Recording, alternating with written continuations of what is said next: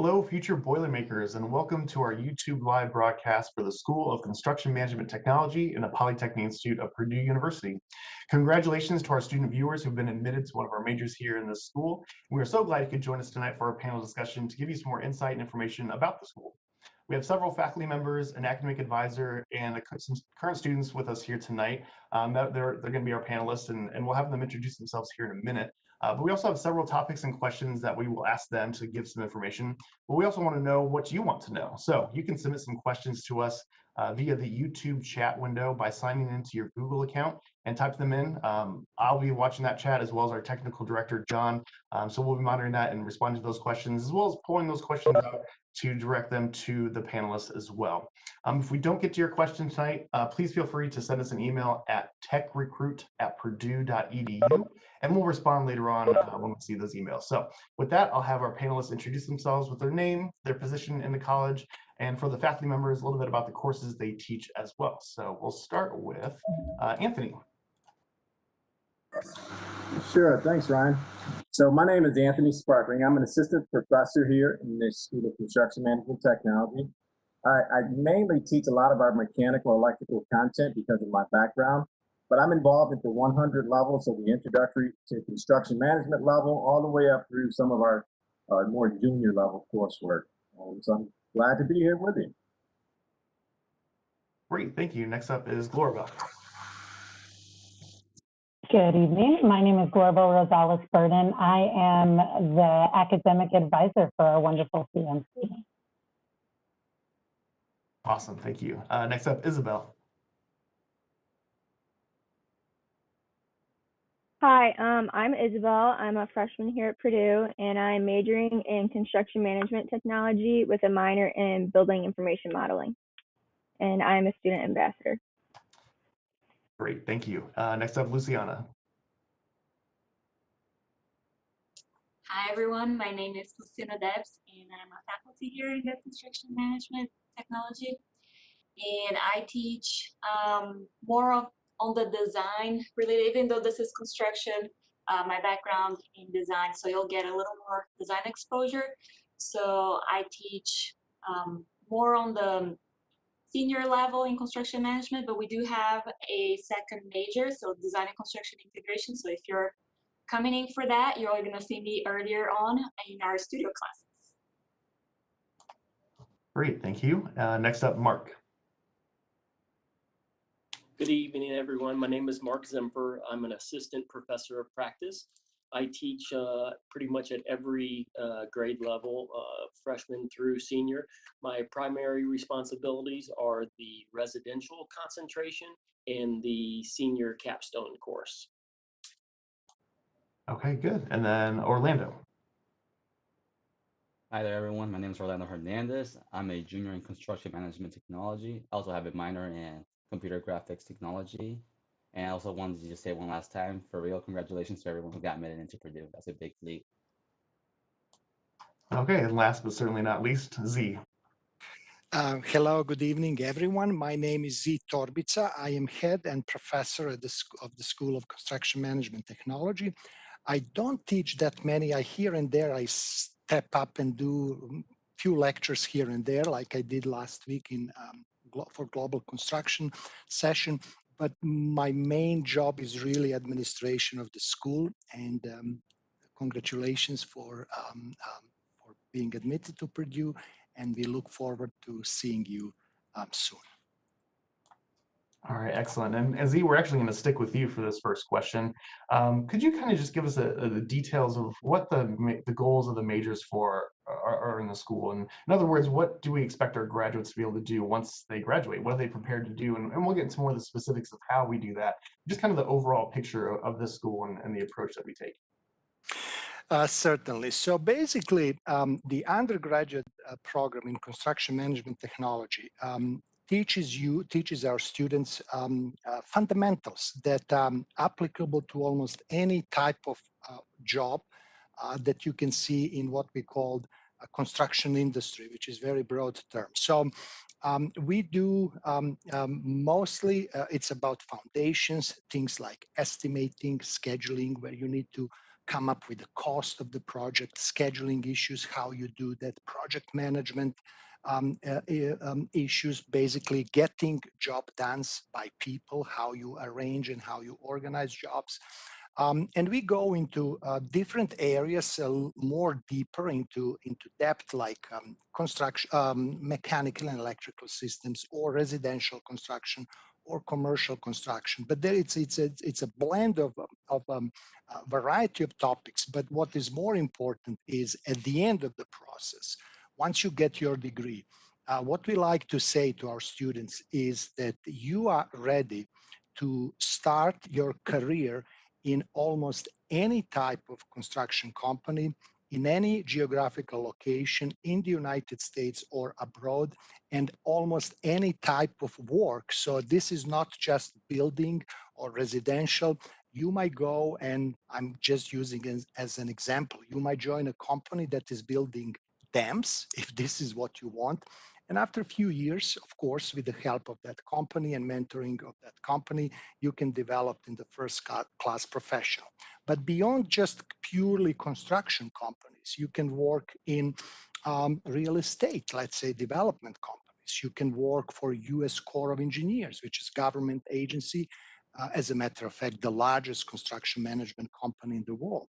You can work for governments in zoning and planning. You might be working for a consulting company that has to do something with construction. You might be working for banks, because they have also construction units that deals with construction financing. You might go into the law field and again, expand your knowledge. So the bottom line is, we don't like students to think that this is specifically for a very small, narrow segment of construction where you might be on the construction job site and maybe building some, commercial projects. It really covers the spectrum of opportunities. And as I said, it goes beyond even United States. So opportunities are huge, and it's really a matter of preference. No, it's really good to hear that there's a lot of different opportunities and expansion beyond when they graduate. So that's really good to hear. And then just kind of how we get into that. And Anthony, we'll turn to you since you mentioned you teach some of the early courses, the 100-level courses. How are the courses designed, like labs and projects and things like that? What does it look like for our students when they come into these courses? Yeah, it's a great question. So essentially what the students will encounter is that we try to give them some scaffold type of learning. And we do that by introducing some theory, maybe through some of our lectures. And the lectures are, maybe you can have a lecture that ranges from 1 hour, 2 hours, to even up to maybe 3 hours at time in more of our senior level courses. Then the lectures are supplemented by labs where we get to more hands-on activities.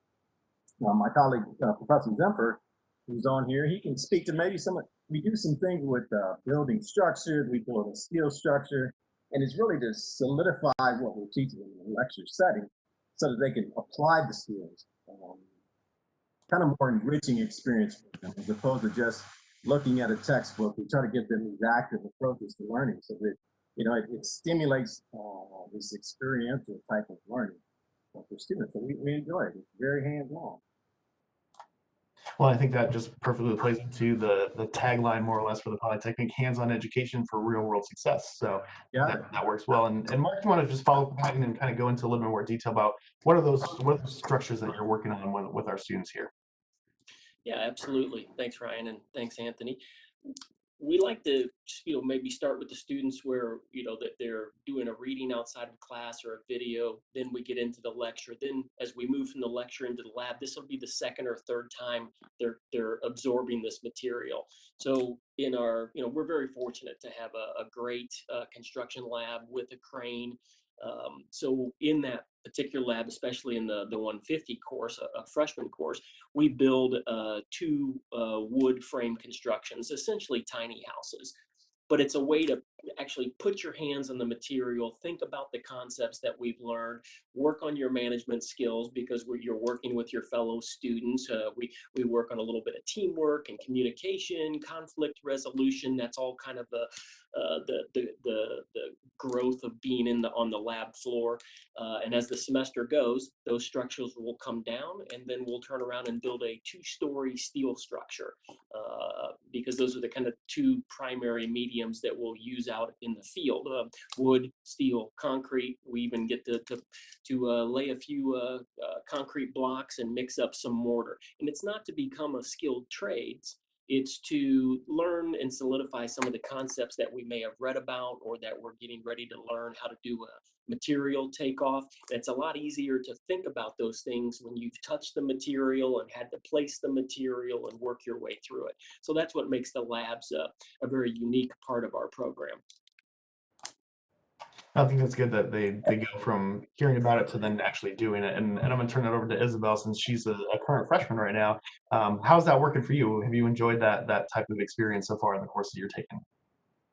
Well, I preferably like the labs more than the lectures, but that's because I'm more of a hands-on type of person. But it honestly, like when I was in CM 100, you got to like hear about it and stuff. But then when you get to 150, it's like you actually understand how it's going. And then once you start building things, it's so much easier to start like reading prints. Gets a lot easier. Doing like takeoffs and submittals and stuff, you actually understand how everything works together. But not only do you need to know like what to manage and how to manage it, you have to know like how all those pieces fit together. And a lot of it is about teamwork, honestly, because you don't have anything in construction without teamwork.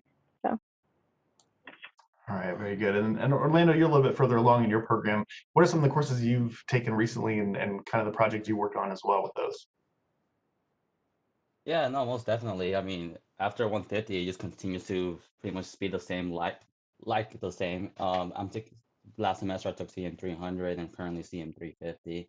And with those courses, we went more into just the management portion of it and doing takeoffs, really zoning in on the estimating, and just learning a lot of different softwares. And the best part about that is we're learning actual softwares that industry is using.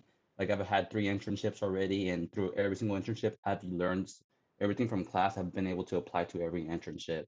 And some of those things have been just the softwares like on-screen takeoff. I've been able to take that, learning that from in class and taking that to the actual industry and using that for whatever. Like this past December, I used it in a hospital setting for one of the companies I worked out with out in Chicago. So that was a really awesome opportunity to do that and take those skills from class and just take it on with the company and go further in depth with that. And it's, besides that, project based.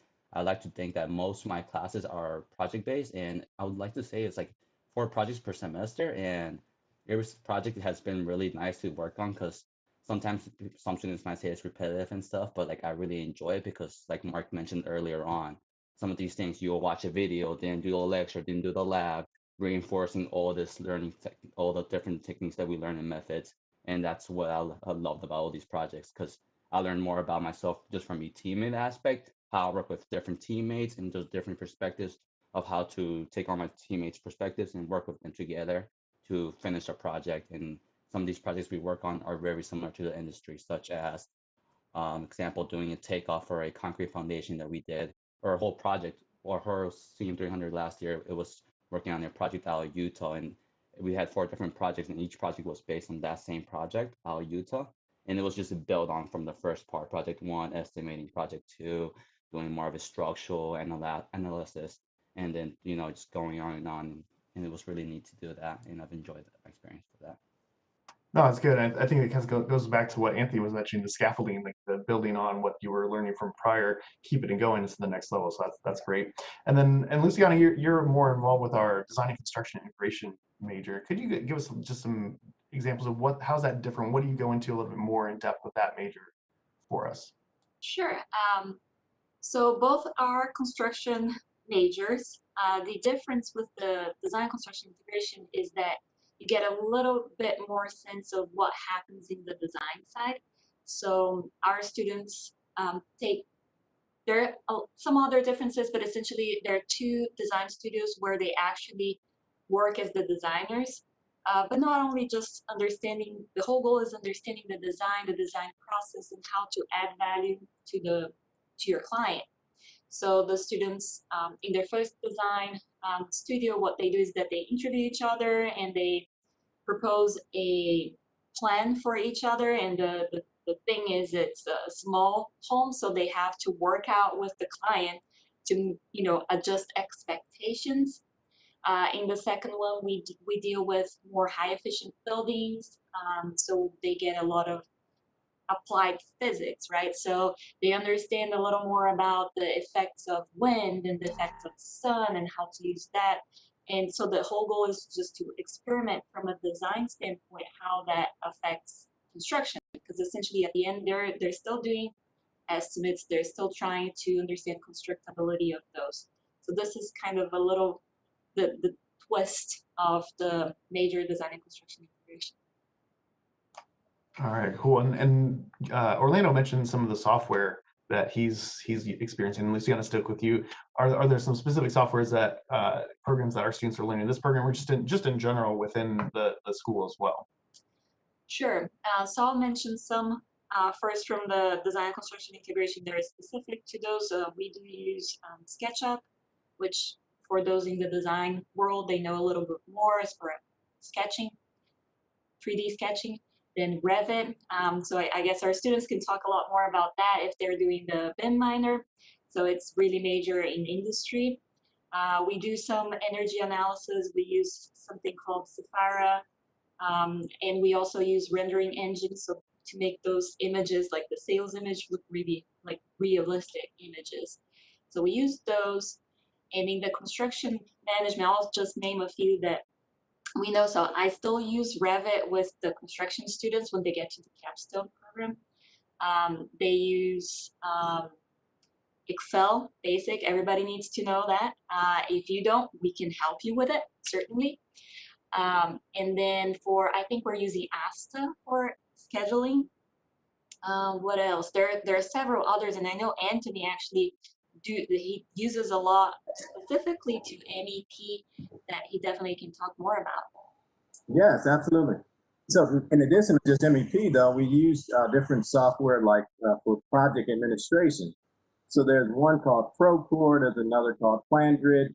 And a lot of these tools are to help us with the documentation control processes in construction projects. So we have to do things like process submittals. We prepare things like requests for information. So all of these things are to help better organize the construction processes. And then we use other softwares, you know, specific to maybe electrical estimating. One of those is AccuGrid. So we use those, but you know, in addition, before we can even get to those, you have to learn the basics of the fundamentals. So that's where, you know, the lectures and the labs, and build those skills up by going from maybe paper-based or 2D construction drawings, and learning how to do pure quantity takeoffs and estimates using those tools first. Then we get you into the technology lab, where now you're integrating that with the software tools that makes it more efficient, because you have to have good data that goes into those tools, or otherwise they're useless. So, tons of technology. I mean, we're state of the art. Virtual reality is another one. We're starting to introduce virtual reality. There's things like, oh my gosh, you know, the HoloLens. So imagine you have a construction helmet with a pair of glasses that you can superimpose images onto the real construction site to monitor progress and do scheduling and just coordination and planning. So many different tools and technology. Exciting stuff, to be honest with you. It definitely sounds fun. I kind of want to get out there and throw on some glasses and see what projects would look like. And I'll turn it real quick before I'm going to move on to our gateway building here in a minute. Z, I'll turn to you, but I want to check in with Isabel real quick, since she is doing the building information modeling minor. What does that incorporate in your plan of study, and how's that going to impact, you know, your potential future career options for you? So last semester I was in just the basic CGT, which every incoming freshman has to take their first year. But so far I've used Revit and AutoCAD just in that, but in my internships and then in high school I've used a lot more softwares like Rhino I've used, and Bluebeam, and Fusion. So I think in my mind, it's easier to understand how a building is made when you can actually see it on print. So I think it's a lot easier for students to first build it, since we're in a technology era and we're at a pretty high functioning technology school. I think it's easier to see it on print and then actually see it in, like if you're in your 150 lab. So. All right, very good. So I think John had put up a graphic for our a URL to our new Gateway complex. So if you're not familiar with what this is, it's essentially a shared building, huge investment by Purdue, $140 million, the largest investment in an academic facility the university's ever made, but it'll be shared between the Polytechnic Institute and the College of Engineering. And if I remember correctly, our entire construction management department will be moving to that facility when it opens in January 2023. So Z, do you want to just share a little bit about what students can expect when that building comes online and what they will experience for the construction management department there? Sure, and I would like to make just a quick comment about different software and technology that we use so the students get the idea. You will be exposed to at least 20 different software packages that we use throughout the curriculum, which sounds like a lot, but actually I think that's a pretty kind of fun part. Students like it. So we do heavily all kinds of software and the hardware, also technologies. Back to the Gateway building. Yes, we will be one of the only 2 programs that will completely move to that new building. Now, how big that, we call that a milestone event because that building is unquestionably, it will be the most beautiful, the best facility that any construction management program in the country will have. And we can even talk globally. So it's a state-of-the-art building that has just about anything that we need. It will be space where we will have not just faculty offices. We will have beautiful laboratories that will be state of the art. We will have space where you could be able to study as a group with your peers, and again, extremely exciting. We will be on the top of the list as the new benchmark. Every other construction management program will look at what we have. And I think that is, in a sense, also a sign of recognition that the university as a whole is placing on this particular program by giving us such a beautiful present. I don't know, Ryne, if you want me to go more into specifics, but it's just going to be one of a kind in simple terms. Well, maybe a few, and just a follow-up question I was going to ask in general to you is, and I think Anthony kind of alluded to this, is just the innovations that you see coming in the field in general that students could potentially see in the near future, and how are those being implemented into the programs here? And I think one thing I definitely want you to talk about, because you shared with me earlier this semester, the new CAT virtual reality kind of I don't know exactly how to describe it, but the training equipment that you have that our students are going to be able to utilize as well. Is that for Yes. Anthony or for me? For you, okay. Yes. The simulator. So, thank you. Right. So the new space in the building, just to give the idea. So we will have a beautiful 5,000 square feet, 2-story, for example, construction lab, which you can think of like a box in which we will be building different things, like Mark mentioned. But that space can also be and will be equipped with all of the state-of-the-art equipment, sensors, softwares, the things that is now we call Internet of Things, all of the IE type of technology that we will start kind of testing and experimenting and demonstrating to students how these new technologies, that digital world is now going to be utilized in construction, because we are a little bit behind some other industries. And this program in particular has a great emphasis on that technology use. And one of the examples that we just mentioned, for example, is a simulator that we use for Caterpillar equipment. So it's a very sophisticated piece of equipment where you can literally simulate like doing and operating a piece of equipment on the job site, do all kinds of analysis. Very expensive piece of the equipment. And that will be something that not many schools have. Just to give you an idea, almost like the airplane simulator, you're just playing with the construction equipment. So that's one example, but there will be many more. And I can't disclose now specifics, but we are just in the final stage of actually setting up a lab that will be sponsored by the probably the most advanced technological company in AEC, Architectural Engineering Construction Industry, and they will basically provide us with any technology that they have, and that will be something that our students will greatly benefit. But again, this is in the very final stage. We hope within few months, by the time you come to the Purdue, that you will see the benefits of that new lab. Ryan, if I could jump in and echo some things Dr. Z just spoke about it. I just realized everyone on the panel for faculty and Dr. Z, we've been a part of the planning of the new building in our space. So to tell you a little bit more about the capabilities of, say, the construction lab, it's almost 5 times the size of our current lab.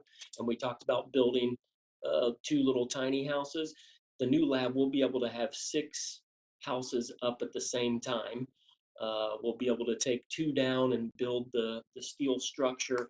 And the capability of leaving those structures up throughout the semester would allow someone like Dr. Sparkling to come in and show how the mechanical, electrical, and plumbing goes into those structures, because we'll be able to leave them up.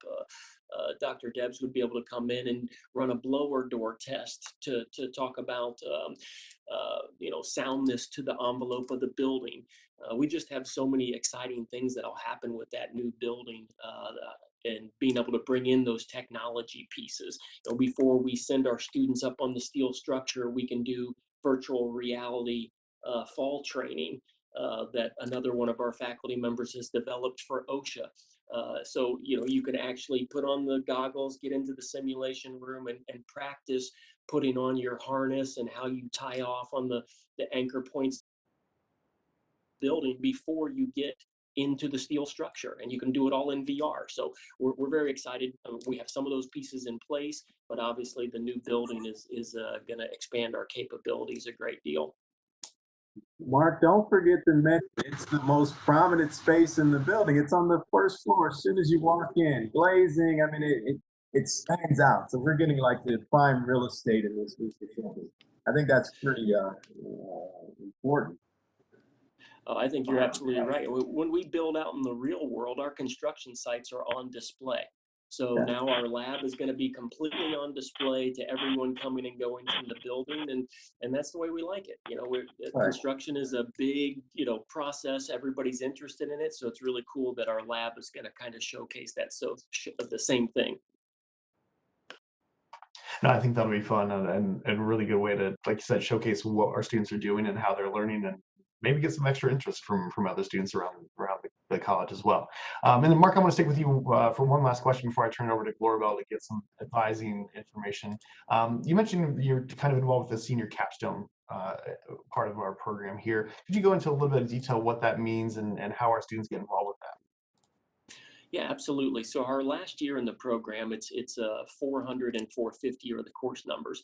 It's like our other semesters. It's pre-construction in 400 and construction in 450. So this is a 2-semester capstone for our seniors. And this is where you bring it all together. You're working as a team. You start out with kind of putting your company together on paper. You have to bid a project and go through all the plans and specs and even develop drawings.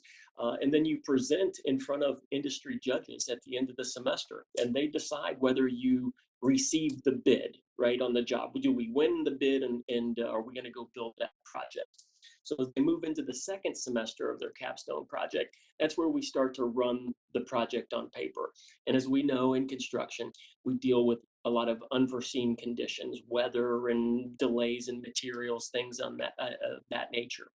So as we start to go through that second semester, that's where the hiccups or the hurdles and challenges, as I like to call them, that's where those come along, and we have to see our teams react. How are they going to handle those situations? Today in class, as a matter of fact, with 30 minutes to go in class, we popped something up on the screen, and the team had 30 minutes to write a press release that was going to go out to the local newspaper and television station about their particular job site. So these are real world things that'll happen.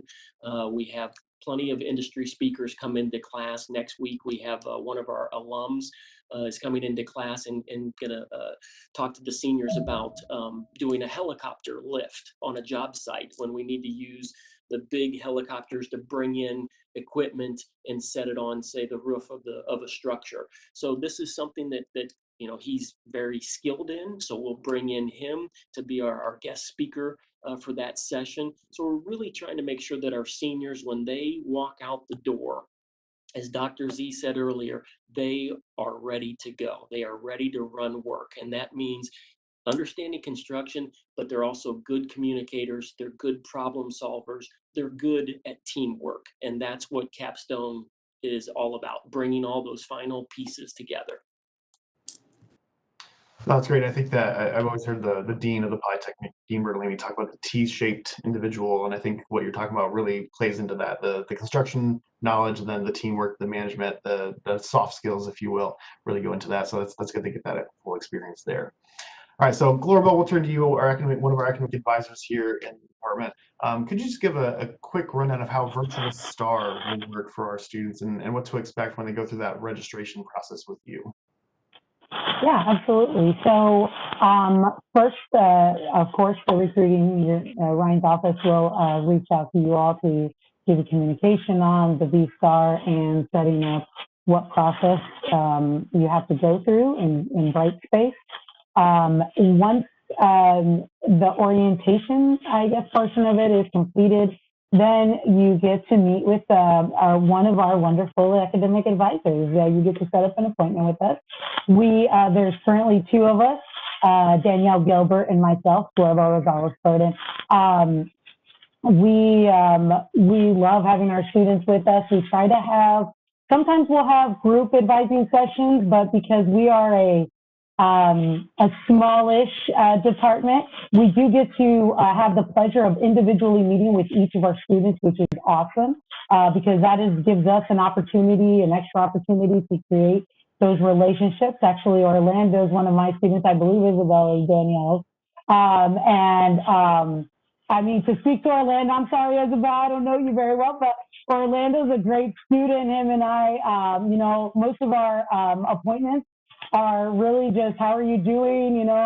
Because for me, I believe that as academic advisors, we're here to support you. We're here to be your partners. We're not here to tell you what to do. We're not here to, but we're here to kind of grow on what you learn in your classes in terms of problem solving, and especially from my office. So whenever you come to me, I'm that person that probably would be like, okay, what did you find out? I'll tell you what you found out after I'll tell you what you found out, or I'll tell you what I know after you tell me what you find out. So, so it definitely, we work great as a department. Faculty, we all get along very well and communicate well to ensure that our students are successful. And then with V-STAR, it shouldn't be too stressful of an experience, hopefully. Again, we just make it the best experience that we can, and for families and for the students. Cool, thank you. And I'm so used to just saying the acronyms, like everything. If you're not too familiar yet with Purdue, we use acronyms for everything. So V-STAR stands for Virtual Summer Transition Advising and Registration. So just so you know what that looks like. So again, kind of your first real transition time into becoming a Boilermaker and working with your advisor on what that first semester is going to look like. And then kind of going beyond the first semester, there are several different concentrations available in this department. How do our students build those into the plans of study, and when would they officially select those as well? Yeah, so with our curriculum, you have different levels of CM classes. So we go from CM 100 all the way to CM 450, like Professor Zimpfer was saying with the capstone classes. Within CM 300, typically in your junior year, that is where we have integrated our 5 different concentrations, which students get to choose between commercial, residential, healthcare, MEP, or mechanical, electrical, plumbing, demolition, and restoration. So our DCI students, so we do have 2 majors. We have a CM major and a DCI major, or design, construction integration, or construction management. Now with construction management, the concentrations are with our construction management, and like I said, in the junior year in CM 300. With DCI, you already get, and Luciana, correct me if I'm wrong, but with DCI, you already get a lot of a mixture of all of the concentrations, but specifically with more residential, I would say, because you got the design factors, but in a big array of things. So you don't really get a concentration in DCI, but you get to dive more into it. Now, our professors are always open to extra projects. So if our students definitely reach out, if you're bored and you need an extra concentration, for our DCI students, our professors are always open to getting some help, I'm sure. So yeah. Oh, cool. And Orlando, I'm going to turn to you just to kind of hear a little bit about your concentration, which I think is lined up with Dr. Sparkling as well. No, yeah, definitely. Kind of like how Gloribel said, yeah, I was able to sign up for my concentration via survey, I believe, my senior 250, like sophomore year, end of it. I was able to sign up for a survey. I was between, you know, just healthcare, residential. Like I was between them many because I was like, oh, I want to learn about them all. But in the end, I took MAP just because that was one of the concentrations that overlaid everything because, you know, it's kind of like the veins of a building. And so with that, I mean, Sparkling's class I took in 300. We had it was nice. We met every single Wednesday. So that was integrated with our CM 300 class. So the way that worked was we would have, I don't remember how it goes technically, but I believe it was Monday lecture, then a lab on Tuesday, then Wednesday would be a lecture, but we would go with our concentration, whether it's healthcare, residential with Mark, and then I went with Sparkling. And so that's what I would do on Wednesdays. And every Wednesday we would be there for 3 hours, and we would just talk about either get lectured for about an hour or so, and then Sparkling would go into 2 hours of going on hands with different softwares, doing site walks, and just having guest speakers come in. So it was a good array of all different kinds of learnings that I was able to do, just from meeting people from industry to actually going to a job site out by the airport, the Purdue airport that they're working on, and then even just working on the softwares within, like he mentioned earlier, iQubit and on-screen takeoff. We did a little bit of that, and just doing some old school, hands, you know, takeoff on paper. He was teaching us a little bit more of the history and how the importance of how we have evolved as the industry continues to take on technology more. So overall, I've really enjoyed my MMP system or concentration. Very nice. Oh, can I mention one more thing? So with the concentrations also, so all of our students get an introduction or a little brief snippet of it in the perfect world before COVID, right? But in CM 100, all our concentrations are discussed. Students have, like I said, up until their junior year to have that opportunity to meet with faculty, get that mentorship, or get their questions answered. And a lot of our professors will also keep talking to you about your concentrations. And our major, and please correct me if I'm wrong, faculty, but our major, across the whole major, we focus on a lot of commercial construction. So we do like to steer our students towards what they're the most passionate about. You know, a little bit, what you want to learn a little bit more about. You know, you may be passionate about commercial, but it never hurts to learn a little bit about healthcare because you never know who you're going to meet. And that kind of, so we give you guys, or we give students plenty of opportunities to talk it out. And again, advisors and faculty, we make ourselves totally available to be able to discuss and to kind of go back and forth and see what is the best fit for you all. And Ryne, you had one more? Yeah, I was going to just follow up with an additional question about internships, because I think a lot of I think all of the degrees I take now require an internship, professional work experience that's related to their field. And so what's that requirement look like for the construction management and DCI students? And then we'll talk to our students about what they have experienced or have lined up coming. Yeah, perfect segue. Yeah, definitely. I wanted to talk about it. Our major requires, has an 800 work experience. I like to call it work experience rather than internship because internship, I feel like is associated just with the university's policies and stuff like that. although we do provide students with ample opportunity to get an internship through our support and our methods. So our resource is a career fair. We have a career fair held two career fairs held every academic year. So one in the fall and one in the spring. Luckily, the great thing about our major too is that we are currently at 99% job placement. So the 1%, I'm going to put that on the student because they still got to show up to the career fairs and they still got to present themselves. So, we are not producing enough students for the people that want our students. So earning the 800 hours is not difficult at all. Our students typically earn those within the first 2 summers.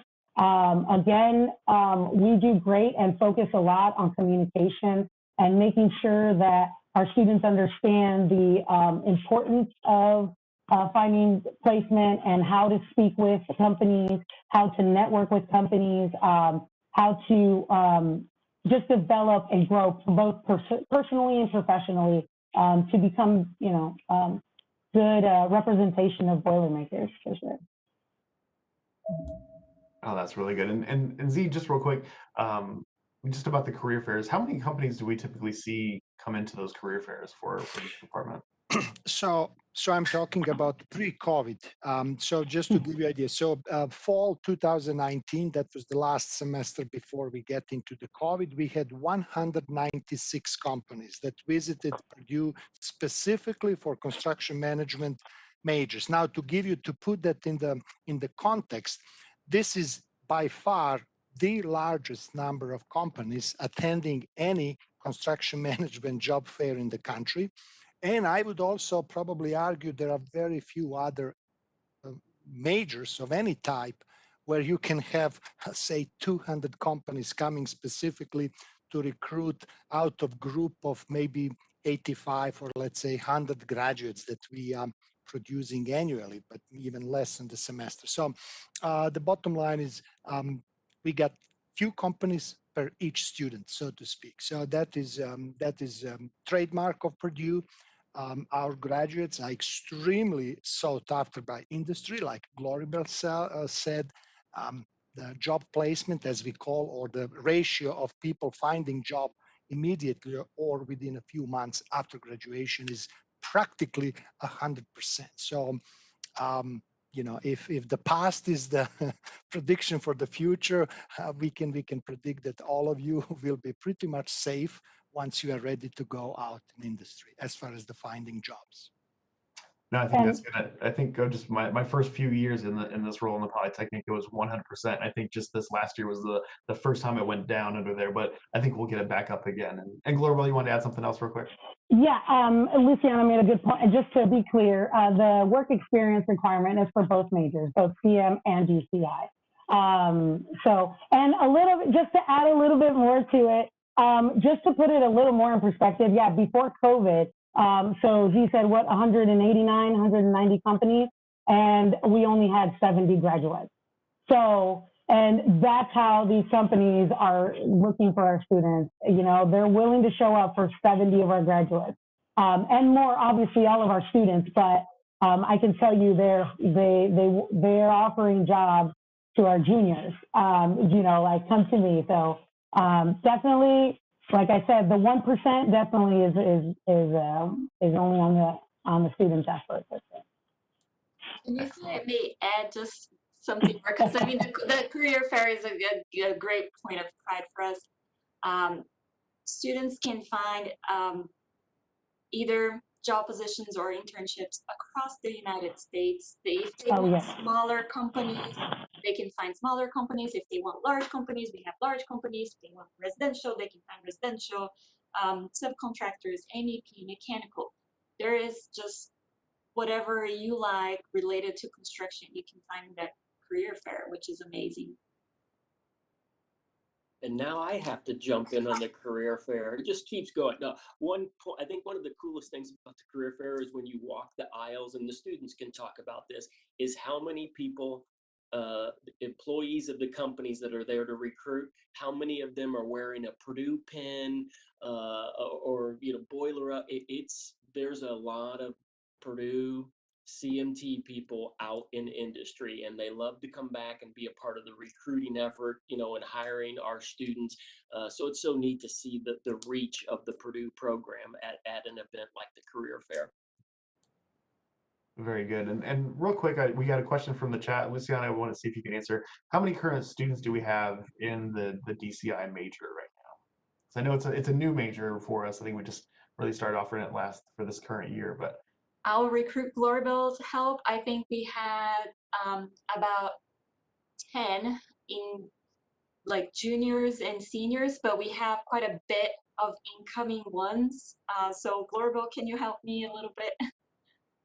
I was just looking for my numbers real quick, but yes, we graduating or those that have gone through it and are old, I think it's about 10. And then incoming, now we are getting a lot more traction with it. We currently have had, I myself have had 2 students who are actually switching majors into our design construction integration. I think that now that they're hearing more and more about it and how you can attach, I think from my perspective, I look at it as like architecture and construction in hybrid.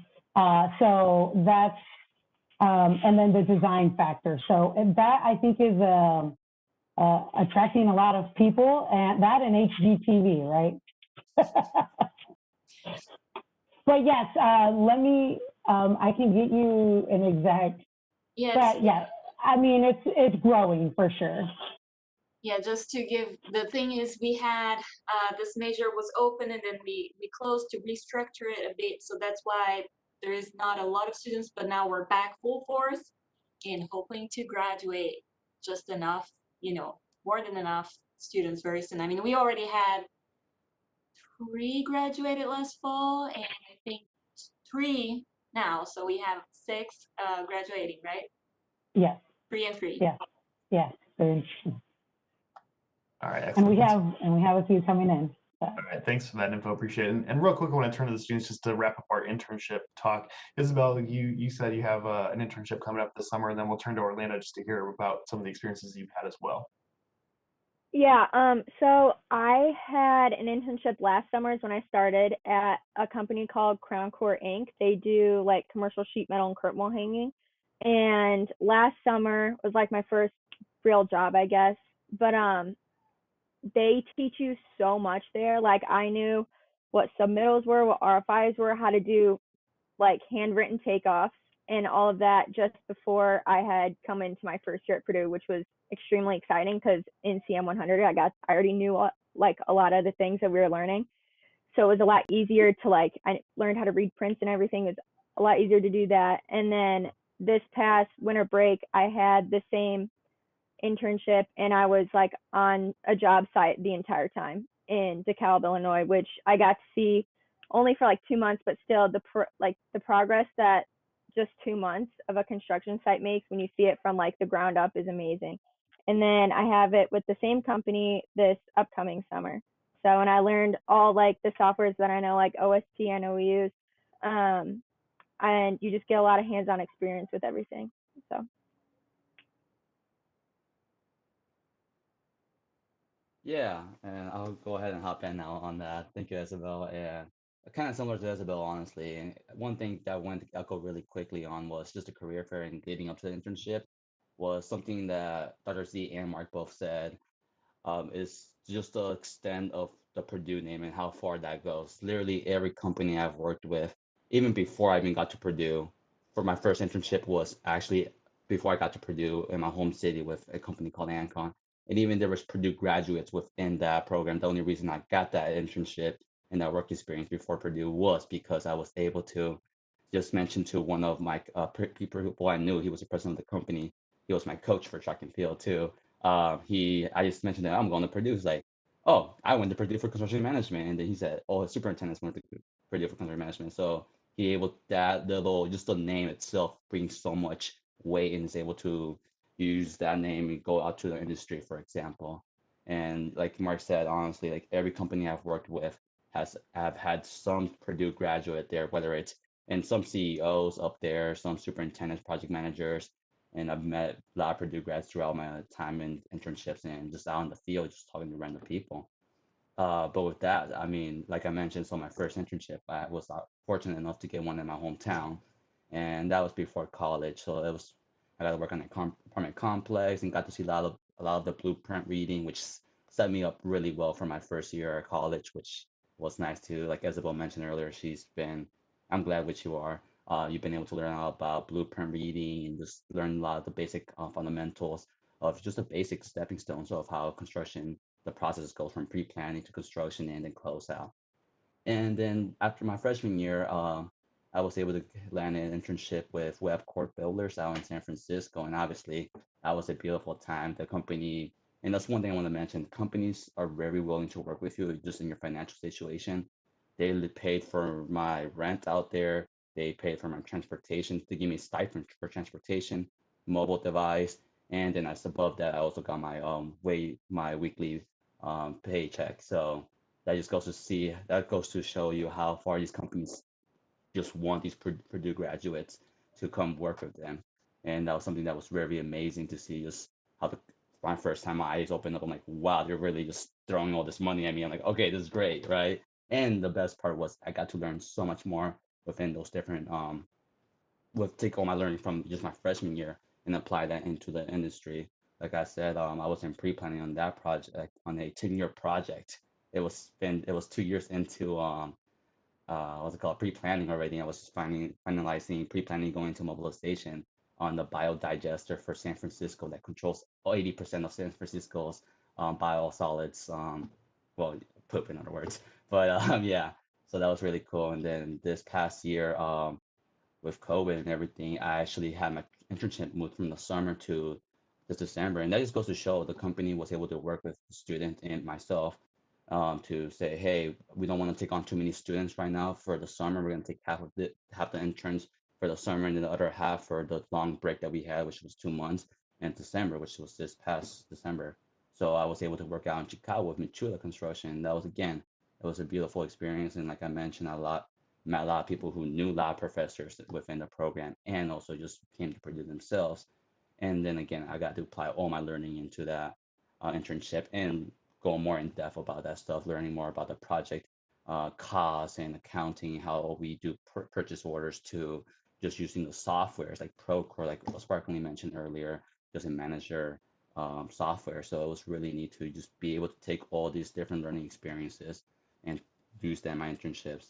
And then just one last thing I wanted to touch on was, I remember my freshman year, just to show you how our professors are so engaged with our students and genuinely do care from the bottom of their hearts for all these students.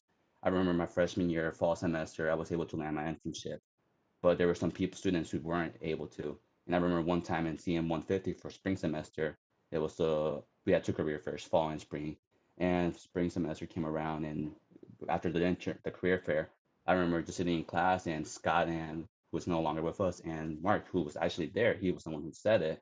Mark, I remember just walking into class and just literally walked in and said, okay, who doesn't have internships? And then some people raised their hands like, okay, just come talk to me after class. We have some companies who are still looking for some interns and stuff. We can try to figure something out for you. And then one thing too, that before that, like that just goes to show like how much they genuinely care for all these students. They're like, hey, if we'll try to figure something out, like I know I got some companies presented to me by Clark Corey and Scott when I was at a career fair, because I was super nervous to use my first fall semester as a freshman. I was just nervous to go out to a career fair, and these professors literally just like, hey, like I know you, they knew me, and they were like, you know what, I'm gonna present you to this company if you're interested in commercial, or if you're interested in residential, I'll go present you to this company. And they did, and it was just really nice to get that good first hand off from a professor to a faculty employer, and then that helped my motivation and boost my confidence. So that just goes to show how much they care, and this program has really been really great for me. No, I think that's fantastic. Thank you for sharing that. And I think that goes across the board for the whole college. Is our faculty do care and will do anything they can to help support you in your success, whether it's here in the classroom or getting those internships, getting out in the real world, those types of situations as well. And Anthony, we got a question from the chat and about potential research opportunities. And do you have any information you could share about what's available for our students in this department? Absolutely. So there's many ways you can engage in research. You can reach out to a faculty member who's doing some research that's exciting to you. And then what they do is they make these opportunities available across campus. There are things like the undergraduate research symposiums or poster sessions. I've worked with students through what's called the Discovery Undergraduate Research Internship Program. So students can do projects over the summer and they'll get paid for it. And they engage with the faculty members to understand what we do as researchers. So our lives, in addition to being just teachers, we also have to conduct some research. So students come up with different opportunities or ideas. We're willing to take those things from, initial stages all the way through in terms of designing and conducting experiments and seeing if we can get things that are really needed in the industry. It's really problem solving. That's what we're doing as researchers. So students have great ideas and we're willing to help them bring those ideas to fruition. So if they reach out, we're willing to help. All right, great. Thank you very much. And Mark, I think you mentioned we have a little chat going, some fun site visit things that you all get to do here in this department. You want to share a little bit about that for us real quick? Yeah, absolutely. I mean, we get to do things like go out and head across campus and do surveying outside. We're not just always based in the classroom or the lab. We go to job sites, we do architectural tours as part of our history component. We took students to the Canal Museum in Delphi, Indiana, so they could ride on a canal boat and understand, historical construction. We just get to do a lot of fun things. We've got faculty, we use the TV shows in our classroom. We've gone to the Samara House, the Frank Lloyd Wright House, just right off the edge of campus. We've got access to the 8-year-long master planned residential community on the west side of Purdue's campus. That's run by a group of Purdue alumni through a company, and we get to go over anytime we want and see progress. So we get to do some really fun things. And this is just within the core curriculum. If you're involved in a student group, Orlando is with us with the NAHB student group, and we've gone to Las Vegas and Orlando, and Luciana's taken students, Dr. Sparkling taking student groups to places all over the world for events or competitions. We're a pretty active bunch because we're all about construction, and construction is active. To me, it's an exciting place to be. Whether you're a faculty member or a student, we get to do some really fun things throughout the semester. No, sounds good. And I'm glad you mentioned the student orgs. That was going to be my next question for our students is what kind of student orgs are available related to your major? And then what other things are you involved in just outside that you're just involved in and just passionate about? And Orlando, we'll start with you and then turn to Isabel. No, yeah, as you know, Ryan, you probably know that just the array of organizations and clubs I've been part of on and off. I mean, just a few clubs I've been part of, and it's just, for example, Latino Student Cultural Union, which was just pretty much for Latino students to present different events and traditions to the whole Purdue array. Run club just because I enjoyed the running, so I would do hurdles and go to Illinois and travel and do track meets and stuff like that. That was fun. And then also, as well as that, I've been part of residential clubs as well. I was the treasurer for Scroll Club, which is actually Purdue Village, not actually scroll watching. But that was also really cool learning experience to just to manage the money for that organization. And then also just been recently, I was Sparkling actually as an advisor, part of NAMC, National Association of Minority Contractors. I'm the president of that, so we're trying to meet Sparkling some other peers are trying to get that up and running again to try to do some competitions with that and just get more companies involved in looking at prospective students as they graduate. And then also one thing like Mark said, National Association of Home Builders, this is really an awesome learning experience. And I've heard some people say it's sort of like a capstone because we literally just do a whole semester long project, go out to Vegas, present in front of these judges from just the pre-planning, the market analysis, and just the design we designed the actual apartment and everything. So it was really cool to do it out there in Vegas. And of course, like you said, like it was just those traveling experiences within all these organizations. It's just amazing. And obviously, I have a couple more clubs I can think of, but These are some of the active ones, and I just can't think of them right now just because it's a pretty bunch. Yeah, so to add on to Orlando, I am currently in a club that's for women in technology, which is pretty much anybody, any girl in the Polytechnic Institute. You can take a class any semester you want. It's with Tony McGee, and she is amazing. She's like, she helps me a lot through the first semester, and not only like navigating like your first semester of college, but also as being like a woman in the industry that's mainly male dominated. She helped she helped you get past all the stereotypes of everybody that's in your profession, and that really helped. And then I'm also in women in construction management. And so since I'm a freshman, I haven't really like traveled anywhere, but even though we like COVID is happening, we still like meet monthly, and then you can meet up with like all the other girls in your groups, and they plan little like either lunches or coffee dates, or we do like different, like we did for Valentine's Day, we did like this Valentine's Day thing, and then for different holidays you get to do different things. But outside of like academic clubs, I also have rode horses my entire life. So Purdue does have an equestrian team, and that is like one of the biggest things for me down here because it like kind of puts me at home too. So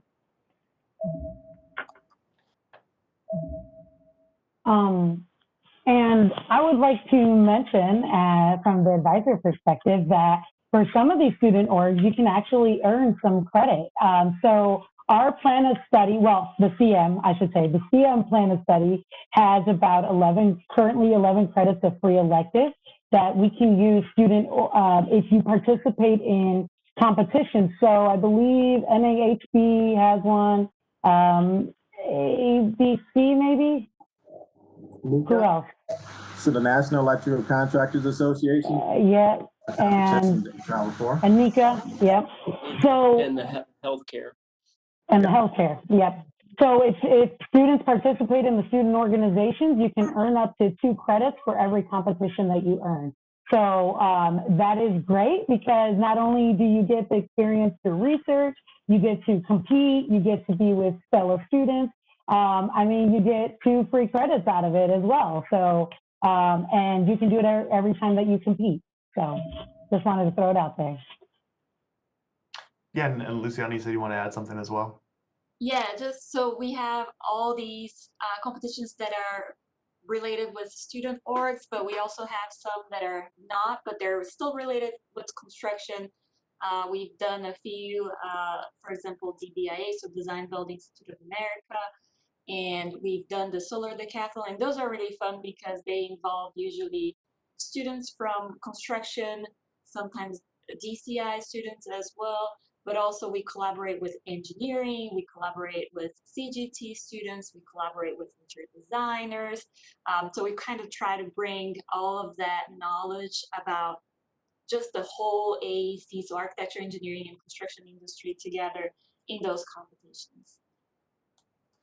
I think that's great. And Anthony mentioned something in our chat that we have going here that these are great support systems, community building, mentoring opportunities, especially each student organization at Purdue has a faculty or staff advisor. So great resources there to connect with them, just go beyond what you're doing in that organization as well. And I just want to add one more thing John is mentioning in our discussion here. We have the Gateway Complex up again, and this again one of our areas that construction management will be utilizing that new Gateway Complex once it goes live in January 2023. So we have a huge presence there and great state-of-the-art equipment, technology experiences for our students. And we talked a little bit more about that in the earlier part of the broadcast. So you can certainly rewatch this a little bit later on as well. Just a last question for everybody as we go through. Just what is a piece of advice, and we'll be a little brief, and I know everybody has kind of same ideas, but what is a unique piece of advice you could share with our students that are watching to be successful in this department? Anthony, we'll start with you. Sure. So here's what I would suggest. Build community, build relationships. This is the time to grow and explore, to learn yourself, to get to know your peers. The industry, in particular the construction industry, is a lot smaller than many people think. I mean, we go out to Vegas and we bump into people, again, from Purdue or anyone from the construction organization. So this is the time to just, build community. It helps with supporting yourselves for whether it's academically, personally, or professionally. So it's highly important. They have to stay engaged. This is the time to do it. You enjoy themselves. I think that's really good. Yeah, build those relationships and meet. You're going to meet a ton of new people that are coming from all over the place. So yeah, get that community built. Very good. Next up, Gloribel. Oh man, you got me on the spot. I can only say one thing. As an advisor, I have a lot of things, but either way, so yeah, kind of just feeding off of Anthony because I think it's very, very important. Believe it or not, my first comment in D-Star is make sure that you find friends because I think that is part of the success. Now, don't put socializing above academics, but it is very important for good mental health and for just having a good camaraderie, especially with our department. Finding that community and putting yourself out there as well. This is your time to explore. Like Anthony said, I definitely want to say ditto to all of what Anthony said. And then as an advisor, I'm going to say, please make sure you read your emails, do not procrastinate, and use your resources as we provide them, and you put a lot of time and effort into them. So just make sure that you know that we are here. Don't be afraid to ask questions. And yeah, that's all I got. That was good. I think email is probably one of the biggest things to keep in mind as you come into any college situations. You're going to get a lot of information that way. Get into that habit of reading your emails. Next up, Isabel, since you're a freshman, you just kind of went through this whole college search process. Any advice for our incoming students? Yeah, definitely. If you want to survive college, you have to make friends with people like in your class. Like this is only my second semester and I know almost every person in my lab. So it's like you're going to go through the next 4 years with hopefully these same people if they follow through, but you need to get to know them because while you're working in a team, you have to feed off each other. So I think that's very important. And then also make connections you're at college, so you have to make connections with people that are already out of college and already have experience in the field that you want to go into. So I think that's really important too. Yeah, I think that's great advice. Luciana. Sure, I think we're kind of going on the same trend of communication. So my advice would be maybe two if I can. One is don't be afraid of ask questions and don't be afraid of talking to us as faculty. I had really good conversations with students about, just mentoring them about where to go for companies, where to intern, life after college, graduate school. And it's good. We talk a little bit about ourselves and they talk a little bit about themselves and we get to know each other. This is the time, we're kind of approaching more as peers. So take advantage of that. You can find really good connections and just learn a lot. All right, very good. Yeah, I think that's one thing. People come into college and think, oh, it's these faculty members are scary people. No, they're normal people just like you as well. So get to know them. All right, Mark. Yeah, I would say expect support and ask for support between getting to know your fellow students, your advisor, the faculty. Our department head, Dr. Z, has regular town halls with the students where it's just him and the students, and pre-COVID it's pizza, and he just wants to hear from you directly. Polytechnic has a lot of support. Just know that the support is there. We'll try to recognize that maybe a certain bit of support might help, but also just understand that if you ask, we have lots of things to help you be successful. And it's nice I think, for our students to go to school in a place like that. And it's definitely nice to work in a place that offers that kind of support to our students.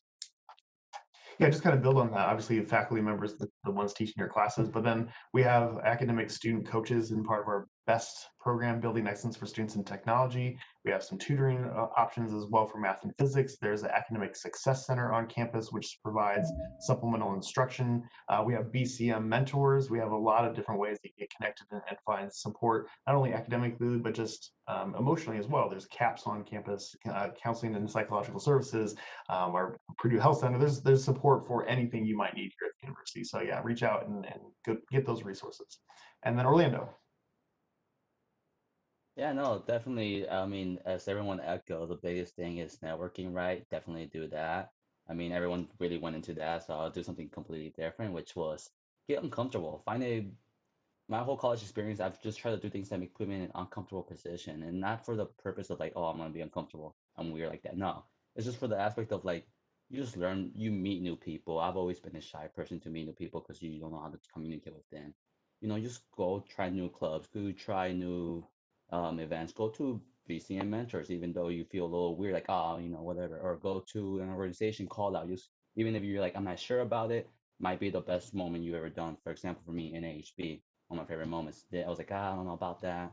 And honestly, just look for your getting comfortable, like go through resources as well. Because sometimes I use CCO and just professors, for example. I know Mark reviewed my resume before. I've had the CCO review my resume before. So just looking for these moments in just your college experience to, because obviously I would say managing your time, but like you'll learn that as you become a student. But like once you start doing that, you'll start figuring out more about yourself and what you really truly want to do with your program and your career. I think that's good. Obviously, college is a learning experience in a lot of different ways. So getting out there and trying new things is definitely part of that. Very good. And last but not least, Z. And I will just add something maybe different from what all of my colleagues have already said. So I will continue with what Luciana said. By saying, don't be afraid of, I know with Purdue, there is typically stigma like, can I do that? Am I going to be able to get this degree?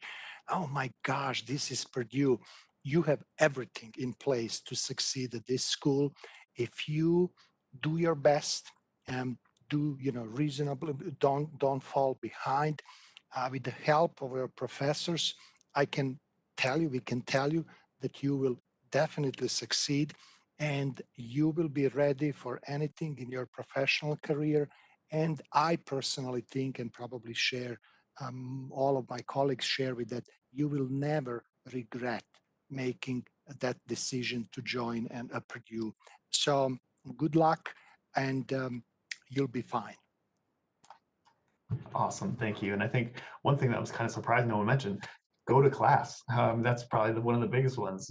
Just go to class, show up, and like Z mentioned, do your best when you do that. So thank you everybody for the great advice, and that about wraps up our discussion tonight. So I just want to thank everybody at home for watching and joining us and submitting questions as well. Hope you got some good information about our construction management program here. Thank you for our awesome panelists and the great information they shared and the experiences that they've had as well. And thanks to John, our technical director behind the scenes, sharing graphics and helping out with the chat as well.